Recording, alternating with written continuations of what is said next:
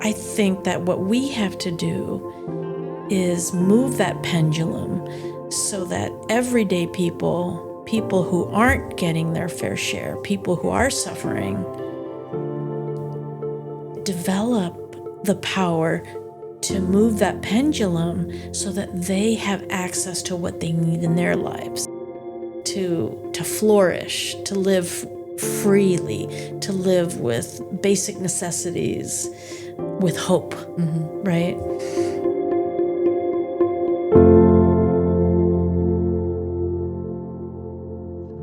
Hello, welcome to We're the Leaders We're Looking For, a podcast from United Way of the Wine Country, produced with tech support and direction from Brant Hokinga and Tiv Branding.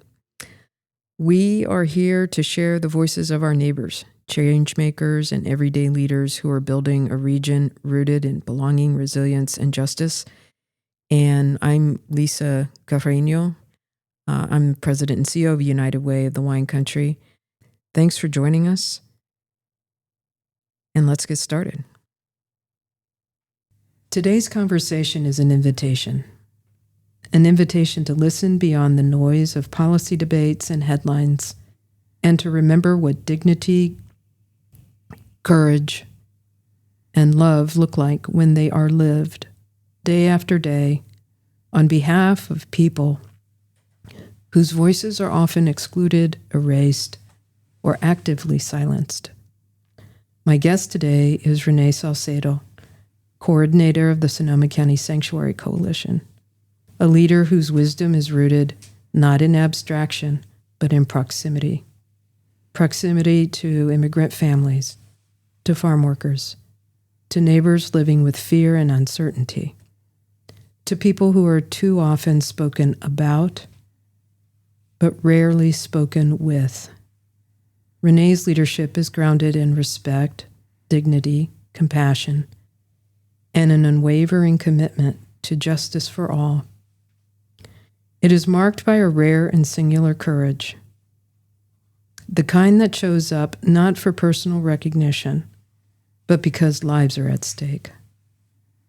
In a world that teaches us to stay quiet, stay safe, and stay within the boundaries of what feels acceptable, comfortable, Renee reminds us that real leadership often asks something else of us: to listen deeply, to risk our comfort, to stand alongside those who are not at the table, but whose lives are shaped by the decisions that are made there.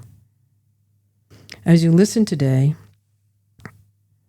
I invite you to connect with your own inner warrior, not the warrior of domination or certainty, but the warrior that is rooted in love. Ask yourself, who is worth fighting for in my life? What values am I willing to defend? Where am I being called to show up with greater courage, compassion, and integrity? This conversation is not just about immigration or policy. It's about what it means to be human together, especially in moments when fear tries to divide us.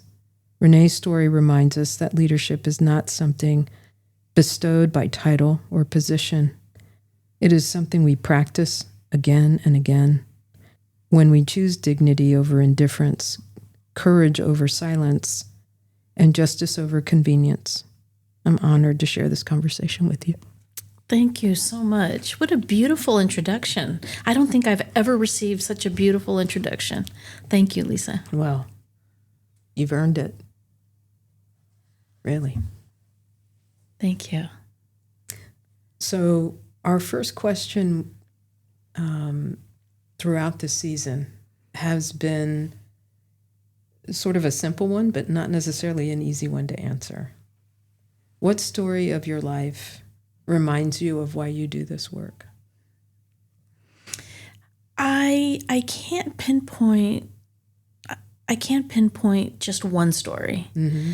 I think that it was probably a combination of stories, and included in those are growing up as a little girl in San Francisco and having my abuelita Isolina taking care of my brother and I while my mom was working. And those years where, my grandmother was our caretaker, and I felt like as the oldest child, I was caretaker for her as well, as someone who was, monolingual Spanish speaker and had left her life in southern Mexico to come to San Francisco to take care of her 2 grandchildren. So I was one of those kids who served as the interpreter for the adult, everywhere, right? The market. And from a very young age. Very young, yeah. I was, 7? 6 or 7 is what I remember. And I remember even that young, the moral outrage when my grandmother's interests weren't served just because of the language or the cultural barrier. Like being at the doctor's office with her and seeing her crying and trying to interpret for her and the doctor, and just thinking, why should my grandmother go through this and have her young granddaughter, facilitate such a sensitive conversation? And I remember the responsibility of it. And of course, as children, we do it out of love. So I didn't feel like it was a burden, but at the same time, I felt like it wasn't. Somehow I just knew that the gravity of certain situations required something more than a 7-year-old being the conduit of information and advice. Because as people who have experienced that know that it isn't just about interpreting, it's about buffering and buffering relationships between your caretaker, your parent, your grandparent, and the outside world. And I felt hugely responsible for my grandmother's well-being. And I felt it was so unjust that she had to rely on a young child for her well-being. I think that also on my dad's side, because Isolina was my mom's mom, on my dad's side, my dad and my grandparents, his parents, had a huge influence on me. My dad was first generation Chicano, raised in San Francisco's Mission District, and my dad throughout my life always talked about, what he had experienced as a Chicano and what I should expect to experience as far as having to prove myself and working doubly hard and, not meeting people's expectations because they would have certain assumptions about me. And my grandfather, actually his father, Renee Saucedo. I love talking about my family, so thank you for the question. Absolutely. I do too. Yeah. So we're in good company together. Yes. Our ancestors brought us here, right? That's right. Yeah. We stand on the shoulders of giants. That's right. And so this is one way that we honor them by talking about them. My grandfather, I think, was the most radical in the Saucedo family. Even though there were no activists, I think I was the one and only. But my grandfather, Manuel, would tell me the story of how his brother in Colima founded the Communist Party. And he was the one who loved to have conversations with me about how Mexican migrants were under attack in this country. And he had a very high level of consciousness and rebelliousness, which I appreciated and identified with. So it was a combination of those experiences, but one of the most dramatic things that happened to me, in particular, I think that radicalized me, Lisa, was the fact that I spent my childhood living in Mexico City. Actually, part-time in Mexico City, part-time in Mérida, Yucatan, because that's where my mom was born and where she grew up. Living there opened my eyes to, racism against indigenous people, what poverty looks like in Latin America, and what struggle looked like. I remember watching, I have this image of the nurses in particular who sewed their lips together in protest against the Mexican government at the time. Wow. Yeah. When we moved to Mexico City, it was just a few years after the student massacre in the 1968 Olympics. And there was such a high level of political consciousness. I didn't know how to characterize that as a child, but I felt it, I saw it, and I knew that oppressed people were fighting for themselves. And from a young age, I knew that I wanted to stand with them. I really, couldn't characterize that politically or ideologically. But I just remember as a child having a high level of compassion and a sense of moral outrage that families were living in huts with no running water and dirt floors. Women were working inside people's homes, cleaning the homes of middle class and upper middle class families, and were treated worse than the dogs. It just really shook me. Yeah. So when I returned to the U.S. to live here full time, although I was very privileged, I got to go back and forth. So I immersed myself always in my Mexican culture. But coming back in the U.S., I think that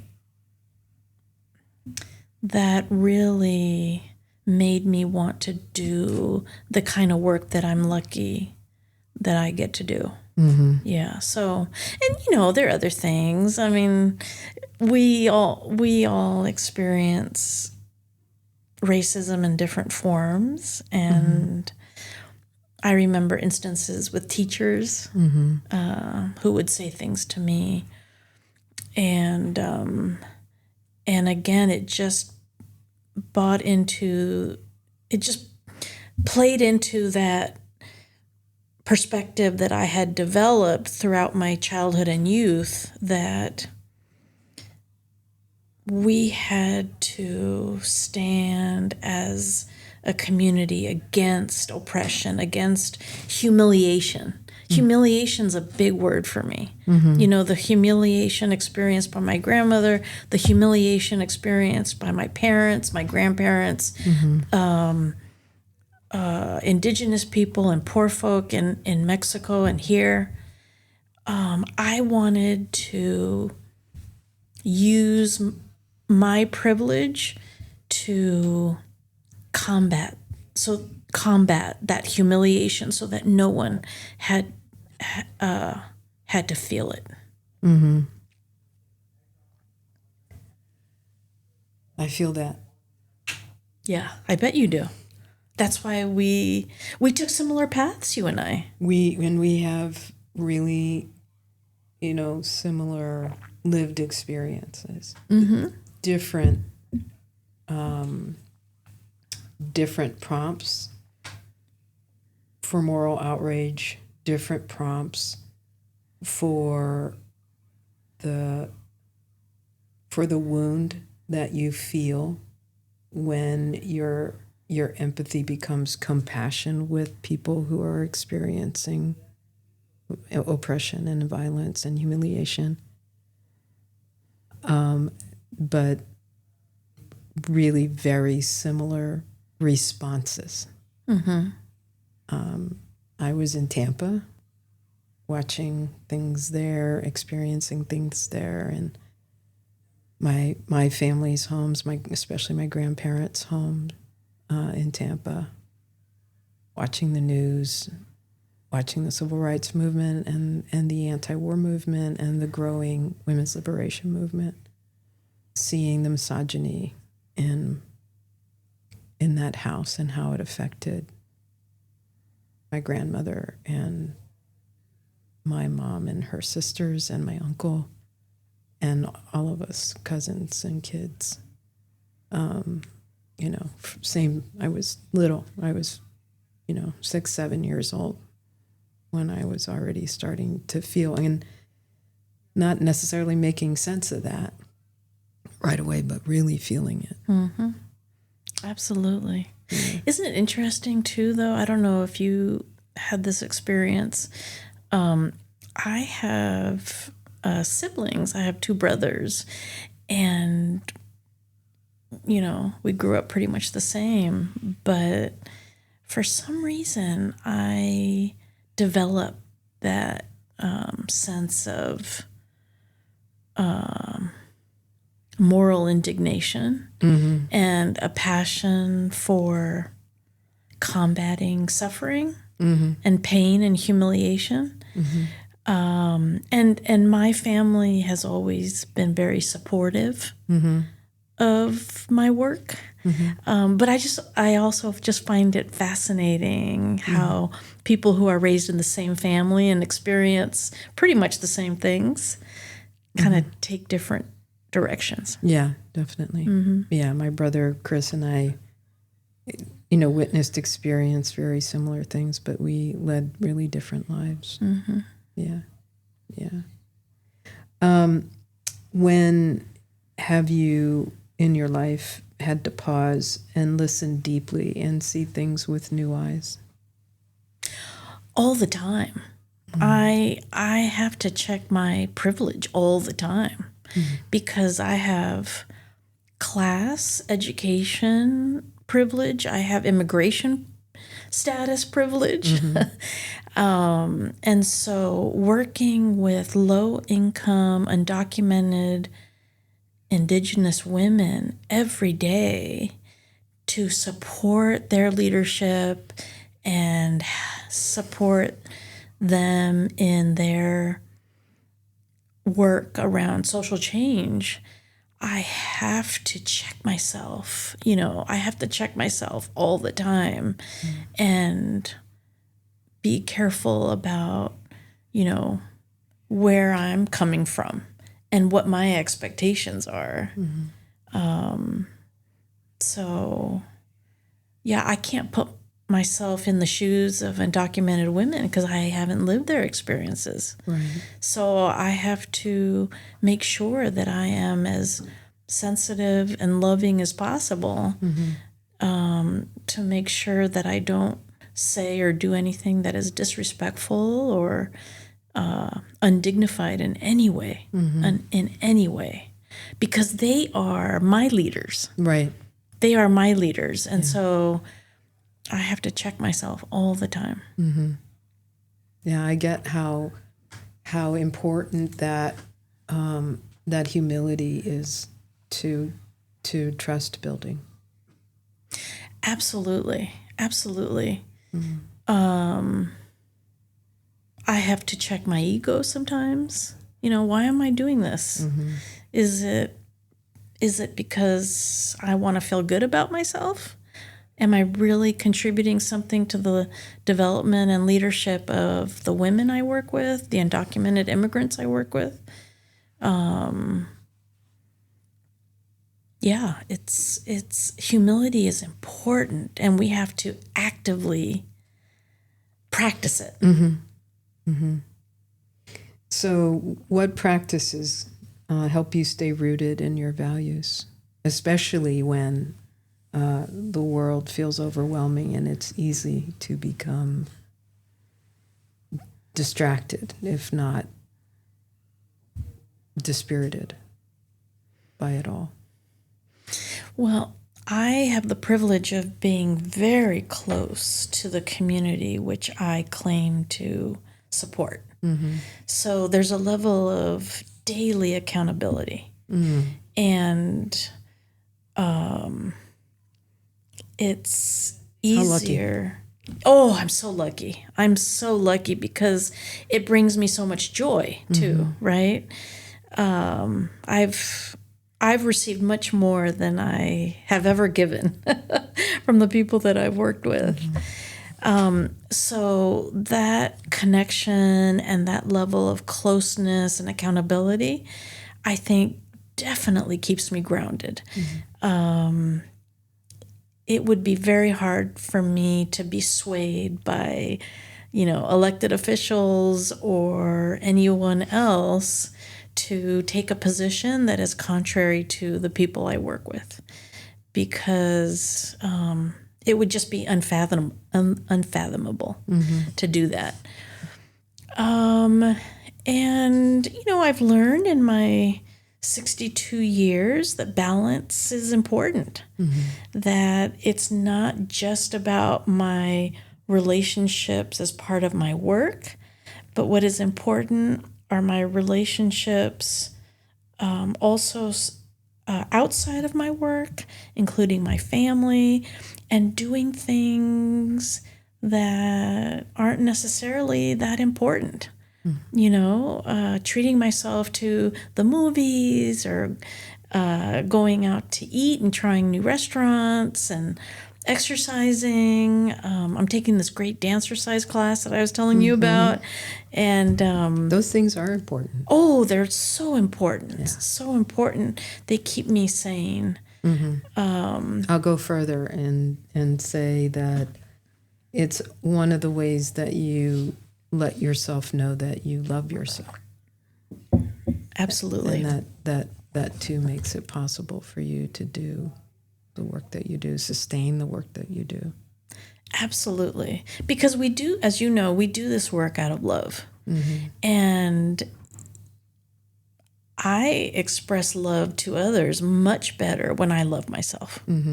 So part of loving myself is taking care of myself. It's challenging, because as a privileged brown woman, I see the suffering. I hear it. I hear about it all the time. And so sometimes there's a part of me that thinks, why should I have this lightness in my life, right? This levity in my life when there are other people who are suffering all the time. And I just have to manage that. I have to manage that because in the past it has turned into overworking. Yeah. And that really doesn't help me, and it doesn't help anyone in the community that I serve. So, yeah. But that's real. That's real for me. Yeah.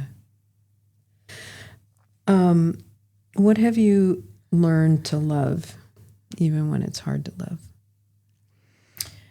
Myself. Love myself with all my imperfections and remembering that I have strengths that I can offer as part of this, historical continuum of social justice and struggle. And that I can't be strong in all areas. And to be able to forgive myself for mistakes and for not being completely adequate in all areas. Yeah. When you look back at your younger Renee, what advice would you give her from your 62-year-old self? I would say enjoy the ride. It's not just about getting to the victory. Yeah. It's about enjoying the process. You know, enjoy the relationships that you have during that time, during those times. Enjoy the moments. And it's not that I haven't done those things. I have enjoyed, I always bring food into the mix, right? Whenever we have an action or a gathering, it usually revolves around food and storytelling and sharing. And I enjoy that. To me, those aspects of the work are not really work. No. It's just life. Right. And building a life together. Yeah. And I tend to have a joyful personality anyway.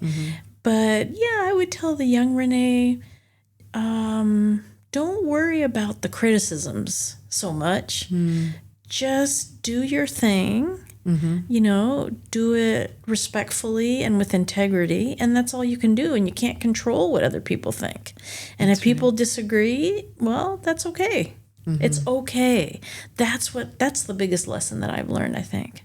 And it makes the work a lot more peaceful. Yeah. Because if you're making meaningful changes, then there are going to be people who feel threatened. Yeah. And who disagree and who criticize. And it's not about developing thick skin. It really is about letting go and allowing people to think and feel whatever they need to think or feel. And then I just continue on my path. That is powerful wisdom. That is really profound and powerful wisdom. Yeah, I think now that at my age, I'm a better community organizer than I ever have been, because I don't take everything so seriously. I don't worry about everything. And I'm more conscious about sharing these feelings with the women I'm organizing with. I'm better able to give perspective, I guess. Like, it's not the end of the world that this elected official said this or that about us. Take it like this. Or, okay, so we had a setback. Learning experience, these social changes take time if they are significant. They take time, and let's not forget that. So, because I've seen it. In California, it took us 10 years to pass the driver's license law for undocumented drivers. Right. And I remember during that time, because I was a lot younger, thinking, "Oh, is this a big waste of time? Because they're never going to do it." And here we are, like tontitas, pushing and pushing year after year. So I think that once you've lived those experiences, it comes in handy to be able to share those lessons with others. Right. You begin to recognize that looking at a setback, for example, as a failure is a choice of perception that you can change. And when you look at that setback instead as an opportunity to learn and grow, that we're choosing to move outside our comfort zone, to dissect what happened here so that we can strategize and plan for how we approach what we want to undertake next. It simply becomes just another bend in the river. That's right. Yeah. That's right. Because social movement is about moving forward and then being pushed back. And then moving forward and being pushed back, right? And I think that we have to remember that, remind ourselves through history. That's one thing actually that I uplift myself besides doing, the non-work things. I love to read or watch films about the heroes and sheroes who have already passed, because I see their courage and how inspiring they are, and how they sacrifice so much. That helps me a lot. It inspires me. I think it's important to analyze and do all of this so that I can do the work for the long haul. I've been doing this work for about 40 years, and I don't want to stop. So that's a good sign. We have to pace ourselves. Let's pause here, because you've alluded to the work, but we haven't really talked very much about the work you're doing right now. Do you want to share that? Yes, and I think it's a good example, too, of remembering history, what history teaches us and what other movements teach us.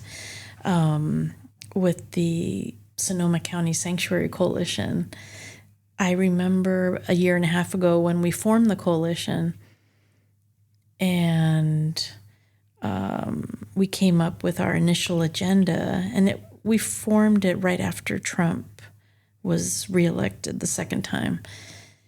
And, on our agenda was we need to pass a non-collaboration policy, not just a resolution. We need to have an ordinance so that county employees don't share information with ICE, don't collaborate with ICE, don't aid ICE in any way, especially during these times. And you'd be surprised how much pushback I received from folks, including close allies. We've been asking for this for years. It's been over 8 years. We're just not going to get it. Renee, don't even give people hope that we can get it. And I think it was a combination of relentlessness and a willingness to work with others who we have not historically worked with, and the use of creative strategies and tactics that really gave us the victory a couple weeks ago. It wasn't a perfect victory, but it was one nonetheless, because we were able to pass an ordinance, a law, that will be codified, that says that if you're a county employee, you cannot collaborate with ICE, and that's huge. County property cannot be used for ICE enforcement operations. That's huge. An additional $1.5 million for immigrant services. That's huge. We still have to achieve that the sheriff stop sharing information with ICE, because that department is the department that is causing many people each year to be reported to ICE and then ultimately deported. But we're getting there. And I think that it is a lesson to those who have lost hope, especially in the local political system. It's a lesson that the community, when it comes together, can exert a lot of power, can exert a lot of political power, even if we are perceived as not having a lot of political power. Undocumented Indigenous women are not perceived as being powerfully politically because they can't vote. But look at everything that they're achieving. I'm just proud to be part of it. I agreed. What does it mean to you to see no stranger in your work and in your community? You've just alluded to the importance over the last year and a half of widening the tent and I'd love for you to talk about how being expansive in your approach to community building has affected how you work and who you work with. Mm-hmm. Yeah, and I think that this has to do with your previous question, too. It just came back to me. One thing that I've learned over the years, besides forgiving myself, is that there are no permanent allies and no permanent enemies. And what I mean by that is that I think that when I was younger, I would take things so personally and would view people as, I think, one-dimensional in the sense that if they oppose something that we were working on,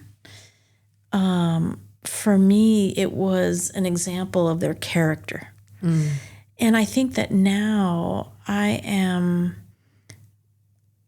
think I'm more loving towards people who oppose us, in that I am able to see or notice that people have fears and people have insecurities, and we may not get them to where we want them right away, but I dehumanize them.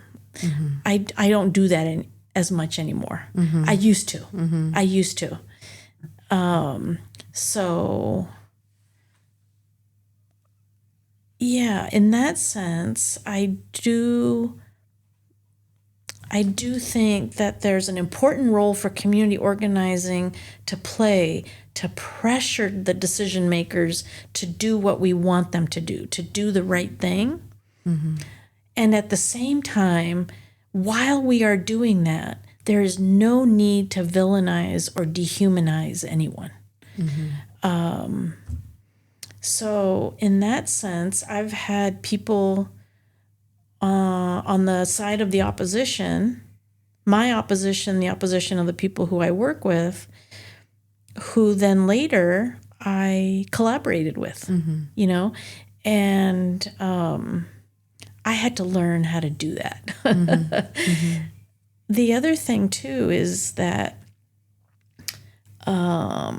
I think coming from a place of love and hope, we don't have to discard certain people's participation just because we have issues with it.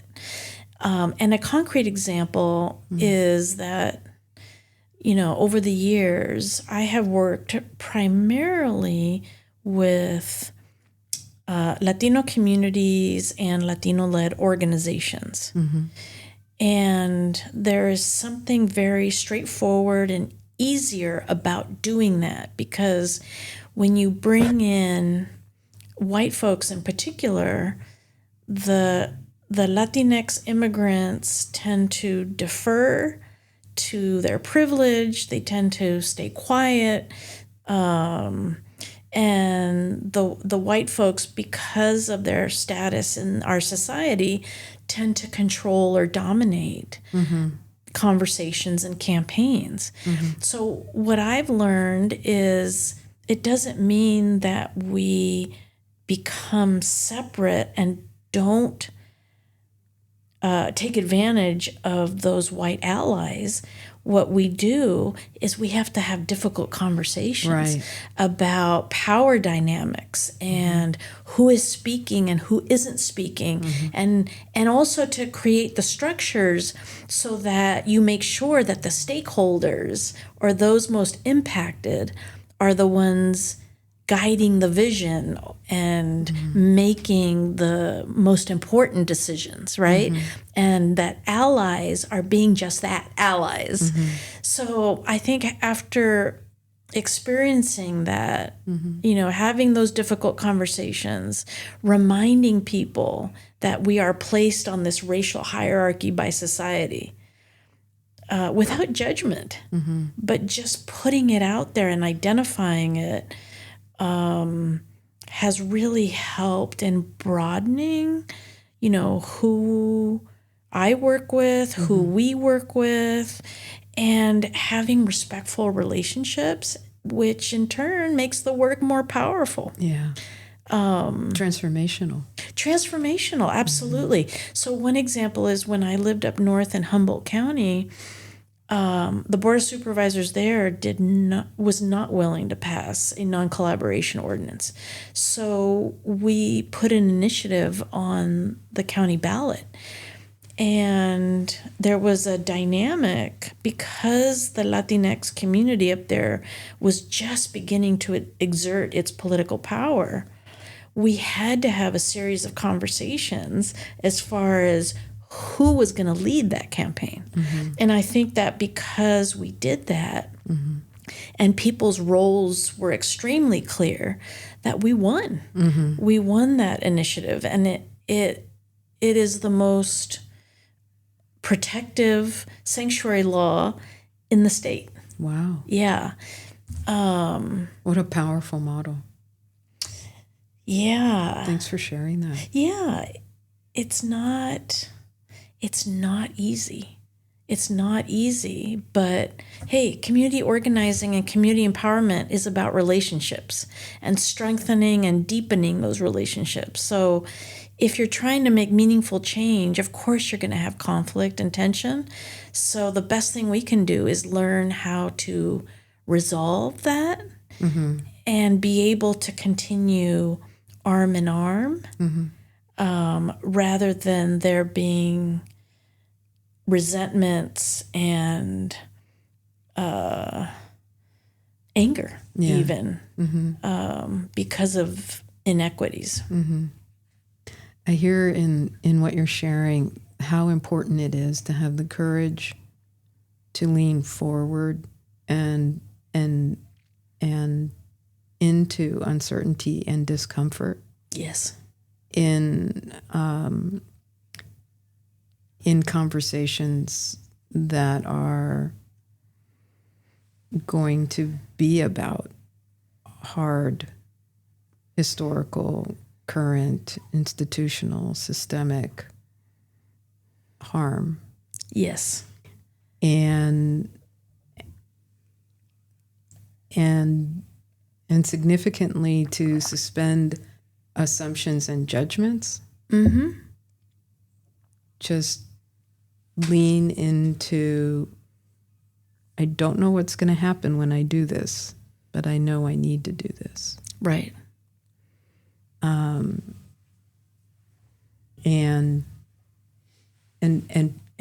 bring your values with you.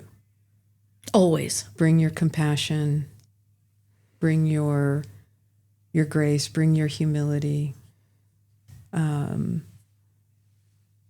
bring the bravest love you can bring to the conversation, and trust that the people that you're in that conversation with will show up in a similar way.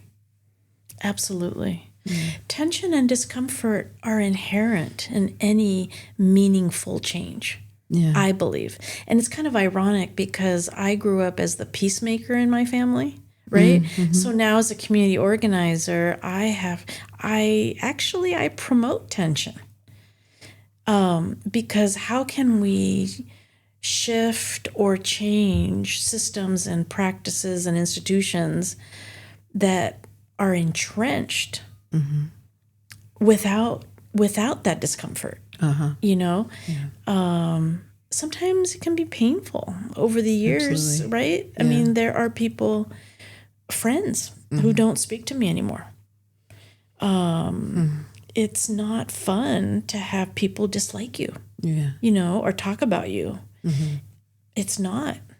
I don't enjoy it. Yeah. But at the same time, again, it's that level of accountability that you have towards the community that you are working with, the values of transforming the oppression and the humiliation that currently exists,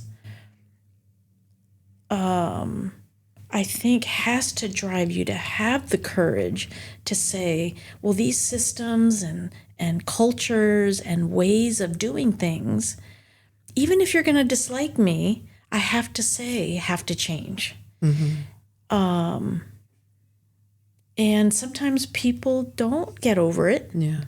And you just have to accept that. And you have to feel comfortable that at least the people whose side you are on, because I do believe that you have to pick sides a lot to make meaningful social change. The people whose side you're on feel like they are benefiting and are happy with the outcome. And that, to me, is what is important. As a community organizer, I'm not a mediator. For example,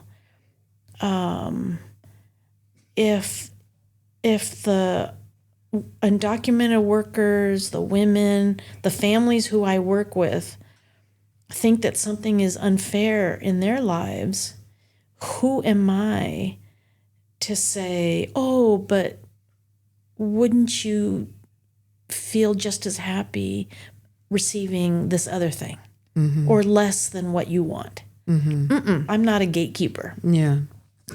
And unfortunately, I think that we have plenty of gatekeepers. We have plenty of people who want to maintain the harmony, but it's a false harmony. It's a false peace because the people who have historically been humiliated and on the side of suffering continue to suffer. And the people who have benefited from the way the system is set up right now continue to feel as comfortable as they always have. So we need to disrupt that. You need to cause discomfort. And it's difficult, but in my way of thinking, it's necessary and it's what we need to do. Yeah, I totally hear that. It's what you feel called to do. I do. Because of my privilege, Lisa. Because of my privilege, the least I can do is call out the system that is producing these inequitable results. Yeah. Setting things right. Setting things right, yes. Yeah. And what a beautiful way to spend my life. Agreed. Yeah. I can't think of a better way to spend my life, actually. Yeah. Because even though I piss some people off, pardon my French, it's a beautiful thing to be on the side of people who realize that they can make changes, significant changes for themselves and their loved ones. It's beautiful. There's nothing more exciting. Right. You know, to see the women of Almas Libres as part of the Sanctuary Coalition, women who don't have papers, right, who have everything to lose, get up at the podium and tell the Board of Supervisors, this is how your decisions or lack of inaction are causing in my life, right? And then after the hearing, I get the heat.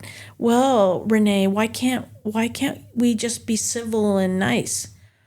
Because being civil and nice, nothing has changed.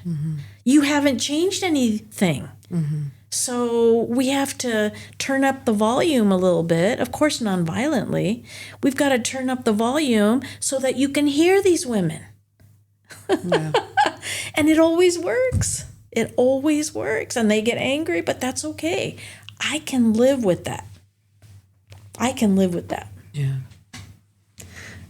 The questions that we have for folks that we interview on the show come from Valerie Kaur's work, from See No Stranger, her book See No Stranger, and her book from a couple years ago, Sage Warrior, and she talks a lot about how in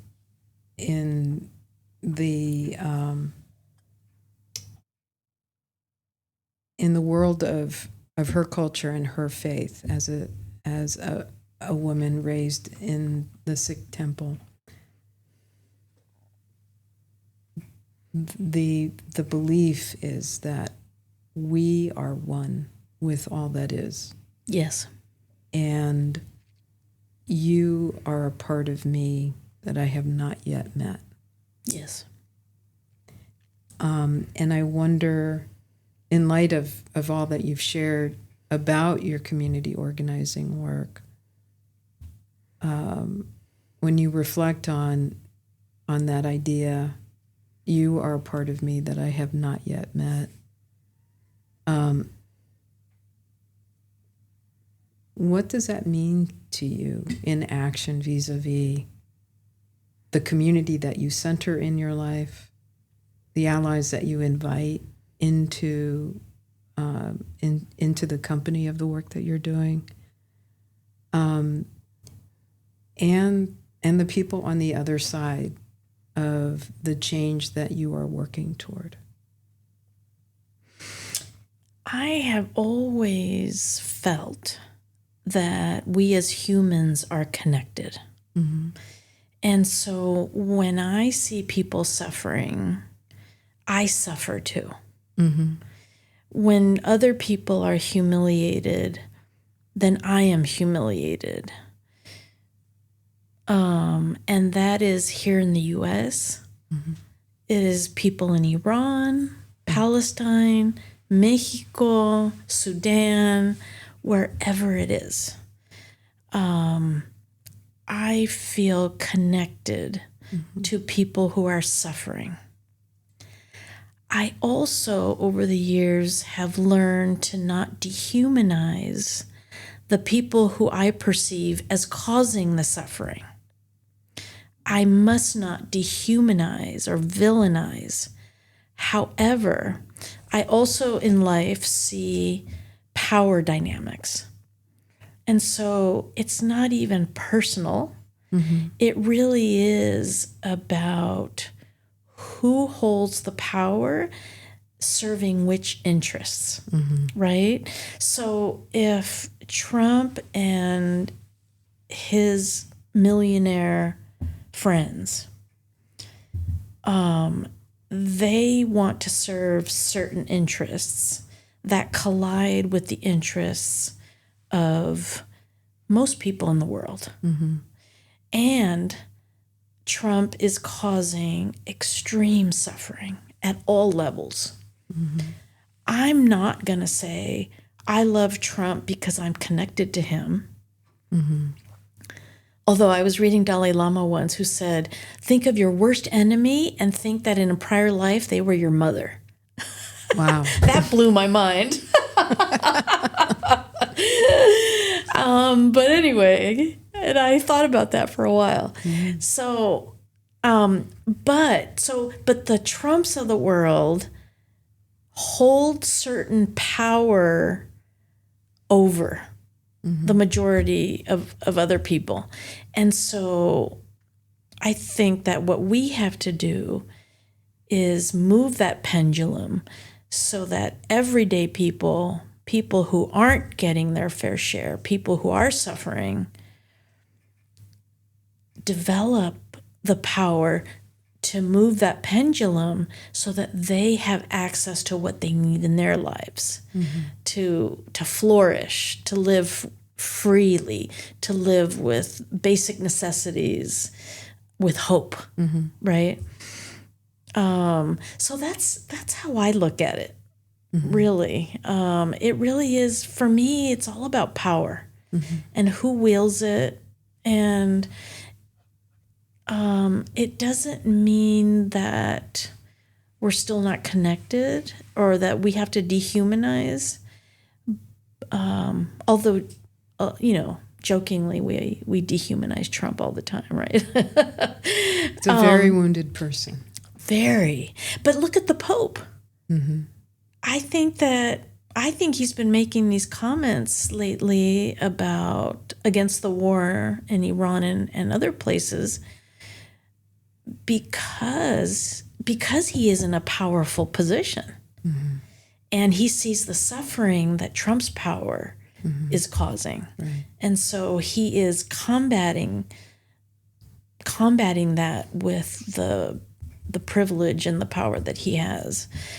For whatever reason, the best way for me to spend my life is to build the power of people who historically don't have power in this society, who have been perceived as, marginalized, not worthy, and disposable. And for some reason, my whole life, I find that notion despicable and inhumane. And so that's why I stay connected to those communities, to workers, to undocumented migrants, to women, the cast outs, the people who are scapegoated, who are perceived as having no power. I think it's important. I think it makes us better as a society, because if we don't challenge corrupt power, then the majority of us are going to continue to suffer. Well, it makes us complicit with it, right? There's no such thing as neutrality. That's right. And inaction is a form of complicity. Yes. That contributes to our detriment, to continued suffering and sorrow. Right. And I think that we live in a society that tries to teach us that we have no power to make change, that we have to accept what is happening, that there will always be marginalized people, and who cares about them anyway, right? We're a very individualistic, competitive society in the United States. So it does take courage to go against that culture and say, no, I want to model the opposite of that. I want to stand for the opposite of that, even though I'm going to get severe pushback, which I have in my life. Yeah.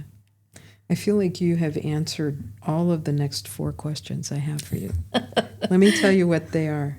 These 4 questions are about being the warrior.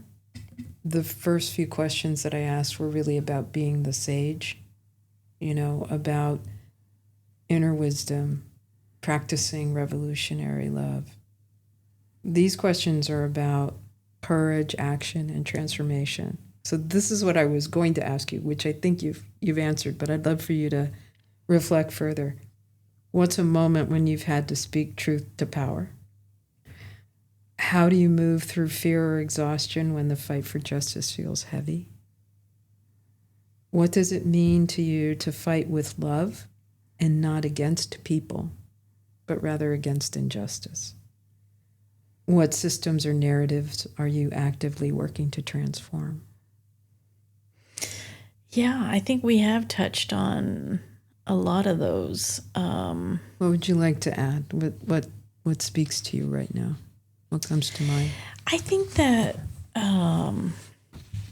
what comes to mind the most is being encouraging and supportive to those of us who have additional privilege in our lives for whatever reason, or for no reason.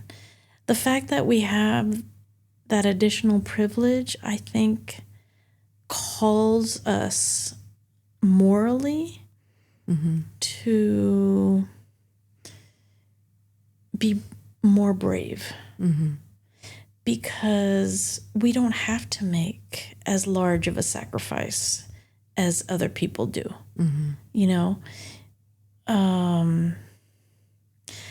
and I don't know, for me, it's not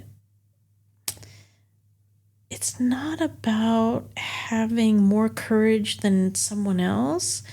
It's just about taking action for the people who I feel connected to.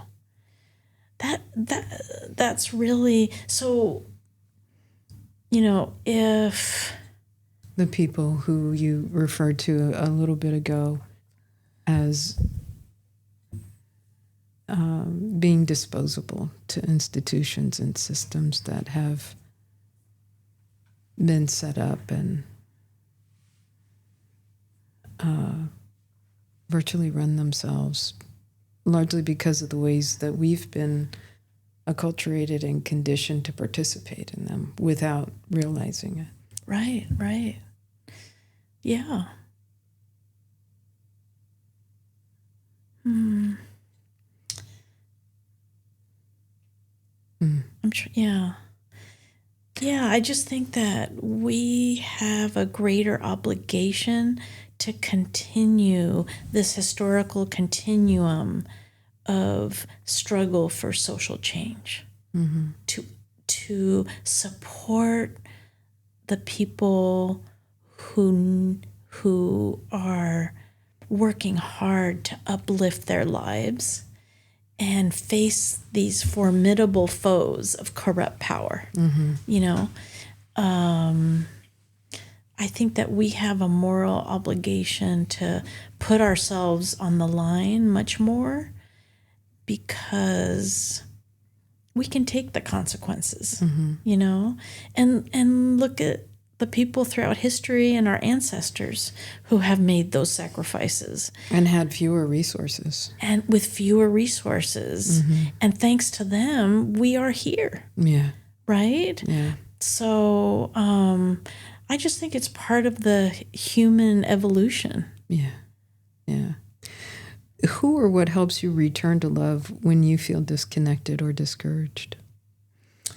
My heroes and sheroes, family members, historical figures, you know, Ella Baker. Oh, I just love her power. I have to show you a mural of her from my recent trip to Atlanta. Oh, beautiful. In Sweet Auburn, right where Atlanta's Black Wall Street once was. Nice. It's a gorgeous mural. It's really cool. Beautiful. Yeah, I look to them really for wisdom, for strength, for inspiration. I look to them. I have my Dr. King book at home. I have my, Speeches of Malcolm X book. I have I go to those and remind myself that, not that I'm comparing myself to them by any means, but the level of commitment that they had and the level of sacrifice that they had, it makes what I'm doing seem insignificant, but it inspires me to be better, to step up. Yeah. Being with my family and my loved ones helps. But again, being around the people who I work with every day and seeing their courage, especially the women stepping up and speaking out and saying things like, yeah, this government can deport me, but here I am. I'm doing this for my grandkids and for the people who are going to come behind me, who shouldn't have to suffer the terror of not knowing whether or not they're going to be separated from their loved ones. Wow, that courage inspires me to keep going every day. How can you not step up and stick your neck out when people like that are doing it? Truly.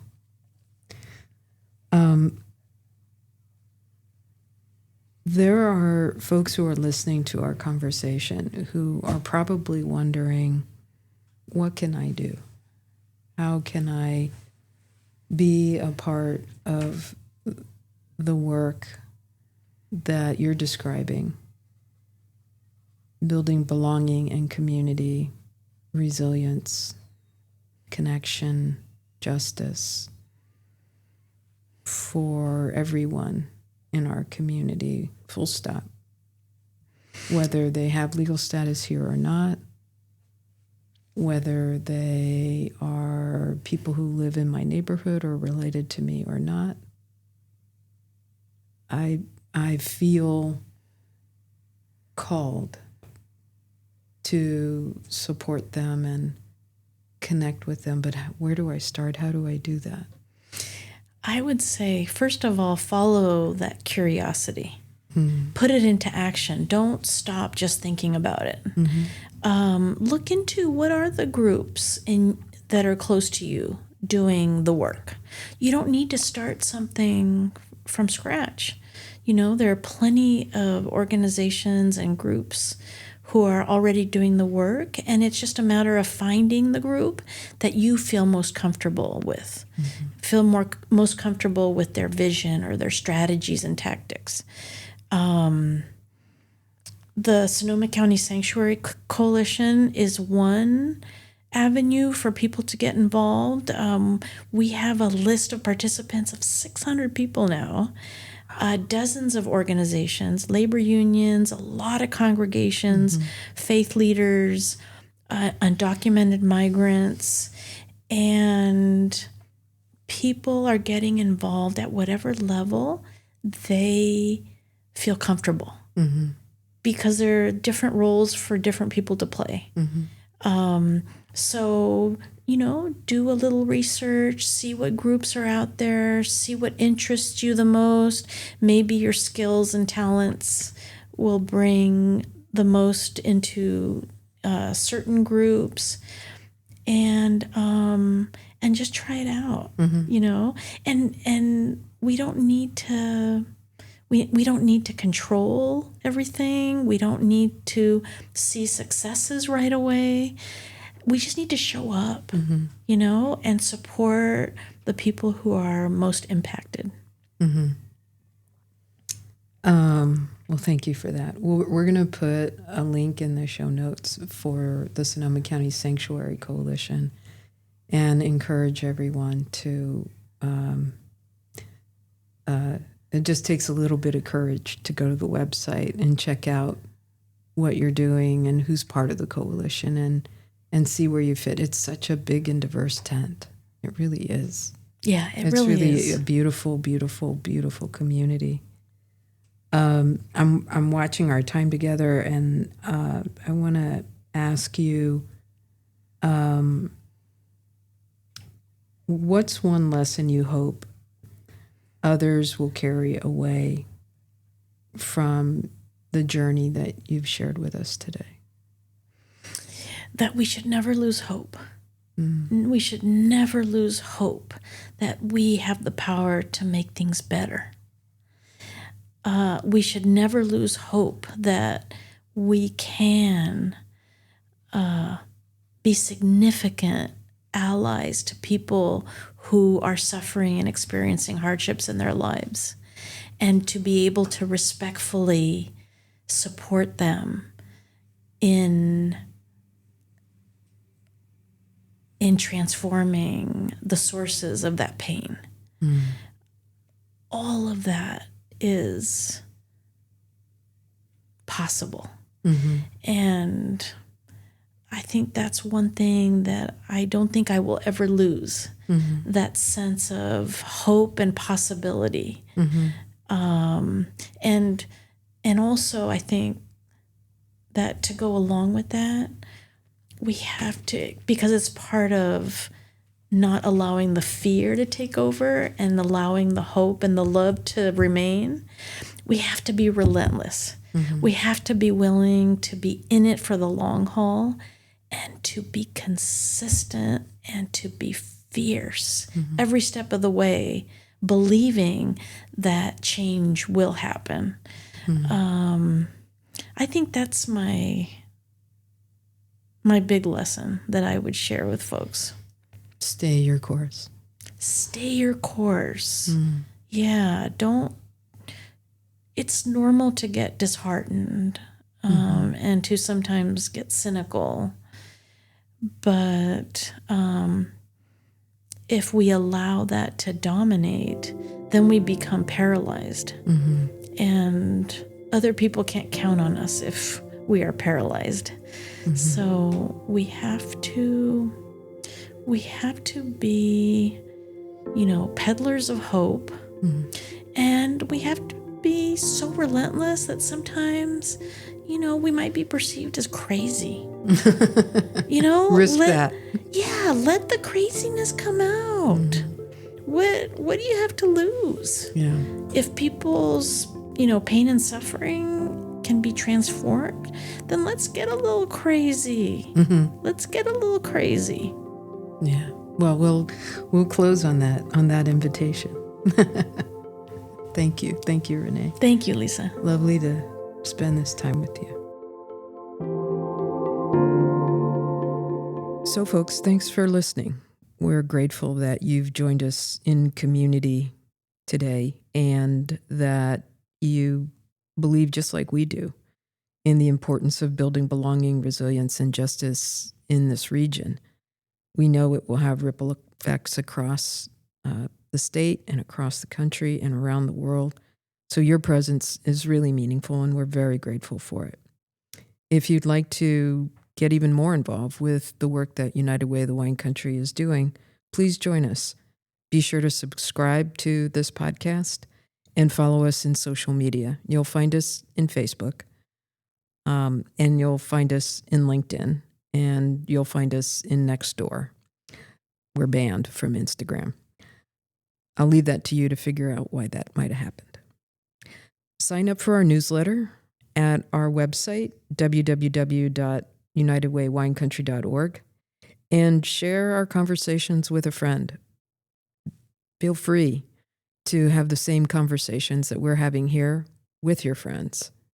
The more of us having conversations like this, the more we'll all appreciate that we are the leaders that we're looking for.